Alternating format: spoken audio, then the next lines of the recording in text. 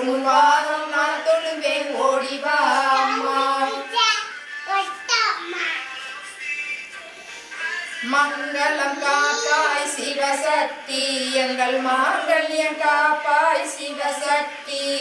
குங்குமம் காப்பாய் சிவசக்தி எங்கள் குலநலம் காப்பாய் சிவசக்தி.